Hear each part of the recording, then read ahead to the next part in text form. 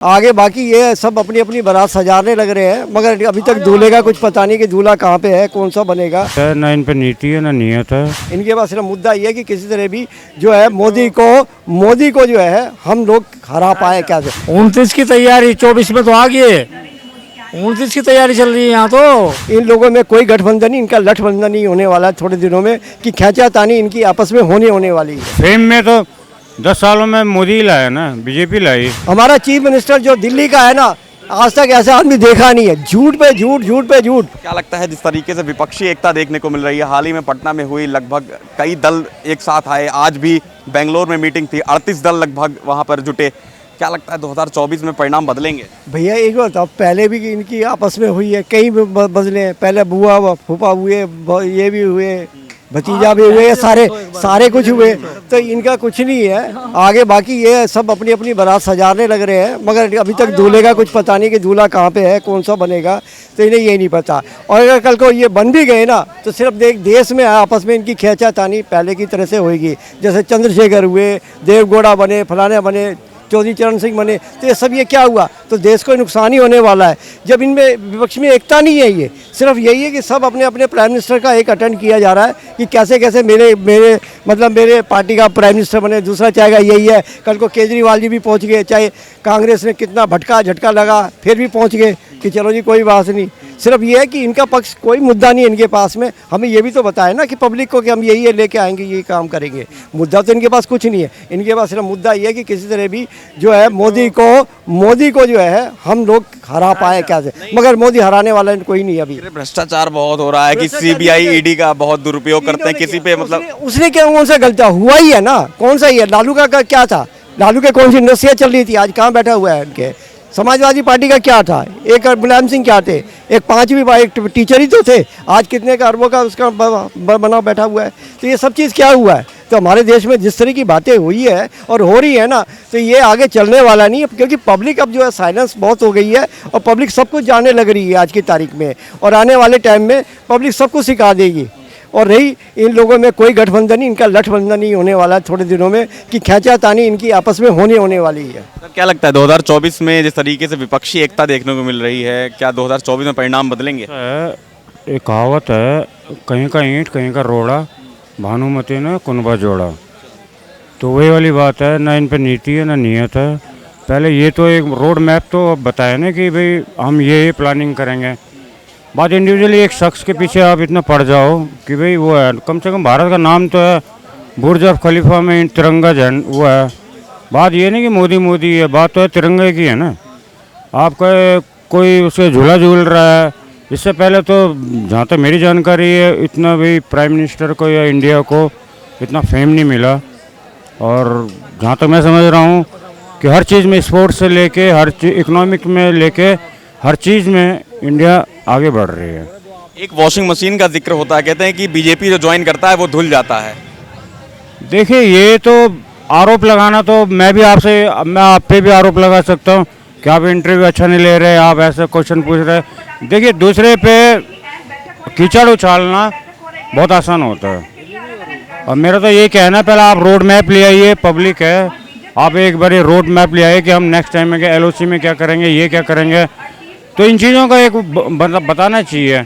अभी पहली बात तो ये है कि आप पे कोई लीडर ही नहीं है। ममता बनर्जी बंगाल में खुश है, आप जानते हैं वहाँ के क्या हाल हो रहा है। नवीन पटनायक आपने वहाँ खुश है, लालू जी तो अब उम्र दराज हो गए हैं। शरद पवार जी अपना घर ही नहीं बचा पा रहे हैं, ठीक है ना। और अजीत पवार उनके पास जा रहे हैं। इस टाइप में जो भी है, इनका कोई वो नहीं है। सर 2024 में क्या लग रहा है, किसकी सरकार आने वाली है? 2024 में तो निसंकोच कहानी है कि भारतीय जनता पार्टी बड़े प्यार से, ये तो गलत फहमी है लोगों को। 2024 का मुद्दा लिए बैठे, 29 की तैयारी, 24 में तो आ गई, 29 की तैयारी चल रही है यहाँ तो। 24 में तो आ चुके भाई साहब। क्या नहीं दिया भारतीय जनता पार्टी ने, सब कुछ दिया। लग नहीं रहा आपको, लगभग आज जो मीटिंग हुई है उसमें 38 दल एक साथ आए हैं। मैं बताऊंगा उस बारे में, अगर सुनने वाले होंगे वे लोग शर्मदार होंगे, तो मैं बताऊंगा उस चीज़ के बारे में। 38 कैंडिडेट इसलिए खड़े करे उन्होंने, यहाँ तो 28 राज्य है, एक राज्य में दो दो भ्रष्टाचारी बैठाने चाहते हैं ये साले। ये वाकई एक राज्य में दो भ्रष्टाचारी बैठाने चाहते हैं, जिसको यहाँ नहीं चलने वाली कुछ भी चीज़ें, ये गलत चीज़ें हैं। हमारा मोदी राइट काम कर रहा, मोदी हो चाहे कोई भी हो, जो अच्छा काम राष्ट्र के लिए करेगा उसके सहयोगी हम। मेन तो ये है ना कि फेम में तो 10 सालों में मोदी ही लाया ना, बीजेपी लाई। अब आप कोई से मुद्दा ले लीजिए, इकोनॉमिक्स में आज 5 वर्ष में ब्रिटेन को पीछे कर दिया, अब वो 3rd पोजीशन में आने वाला है। अब जो माइक्रो चिप वगैरह की बात चल रही थी, चाइना से सारी इंडस्ट्रीज वगैरह इंडिया में आ रही हैं, ताइवान खुद अपनी इंडस्ट्री लगा रहा है।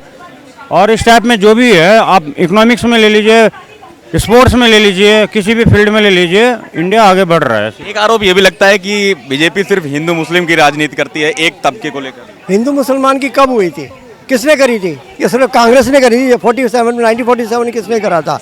हिंदुस्तान तो एक ही था पूरा, डिवाइडेशन किसने करा था? 1947 में ही हुआ था। तो किसकी जिम्मेदारी है? ये सब कांग्रेस की जिम्मेदारी हुई है। कौन नहीं चाहता था? पूरा हमारा पूरा इंडिया पाकिस्तान तक था, लाहौर तक सबसे मामला था। तो तैयारी तो इन लोगों ने ही करी है ना, ताकि डिवाइडेशन रूल्स ऑफ ये इन लोगों ने ही बोला है। तो किसने कहा? ये तो धर्मशाला बाद में बना दी, और करने वाले कौन से? कांग्रेस ही थे। तो पंडित जवाहरलाल का भी था। तो ये चीज़ सब हुई है, और आज उसका जो सारा जितना भी भोग है वो हमें आम पब्लिक को भुगतना पड़ रहा है। विपक्षी बैठक में पटना में अरविंद केजरीवाल खुश नहीं थे, लेकिन अब अध्यादेश को लेकर वो भी खुश हो गए हैं। आज बेंगलोर पहुंच गए हैं। वो पहुंच गए हैं ना, वो अध्यादेश के बारे में ही पहुंचे हैं, क्योंकि उनका समर्थन देगी, मगर होने वाला नहीं है। अध्यादेश तो हो चुका है सुप्रीम कोर्ट की वजह से, आने वाले टाइम में भी पता लग जाएगा। और सिर्फ हमारे केजरीवाल जी के अंदर का है, सिर्फ अपनी वाहवाह लूटने के लिए वही केजरीवाल है जो कांग्रेस को 100 गालियाँ डेली देते थे। कहाँ है शीला दीक्षित जी? 30 उनके एसी लगे हुए हैं, ये है। तो ये सारा कुछ ये सब ये क्या था? तो गाली भी देना करना भी इन लोगों का पूरा भरभगत है। और भैया ऐसा हमारा चीफ मिनिस्टर जो दिल्ली का है ना, आज तक ऐसा आदमी देखा नहीं है। झूठ पे झूठ, झूठ पे झूठ, सिर्फ अपनी है। और ये देखो, दूसरे को फंसाने के चक्कर में ज़्यादा रहता है ये आदमी। अब तक जितनी फाइलें आई हैं, सारे फाइलें किस पे साइन किया है? सिसोदिया का क्या हुआ? अभी तक बेल में भी है, छुटा है तो कुछ दिनों के लिए छुटा है। आगे ये भी फिक्र मत करो, बहुत जल्दी हिसाब किताब इसका भी होने वाला है। जिस तरह इसके हिसाब किताब है। और दिल्ली की अब देखो आज कैसे पहुंच गया बेंगलोर। दिल्ली वाह वाह वाह वाह हो रही है, दिल्ली में हाया तोबा तोबा हो रही है। कभी किसी को कुछ देने की कोशिश करी है? सभी मैं ये बना दूंगा, सिंगापुर बन गया। आज सिंगापुर का बना, कह रहा 242 झीलें बनाऊंगा। झीलें तो कुछ बना दी है, कुछ और आगे बना देगा, कुछ आगे बना देगा, थोड़े दिन में पाकिस्तान में भेज देगा झीलों में। तो ये वो आदमी है भैया, किसका नाम ले रहे हो? ऐसे आदमी का तो नाम लेना भी क्या है, जिन्हें फ़ायदा हो रहा होगा उन्हें फ़ायदा हो रहा होगा। बाकी ये इस दिल्ली को बेड़ा गर्क करने वालों में से एक नंबर का चीफ मिनिस्टर है ये।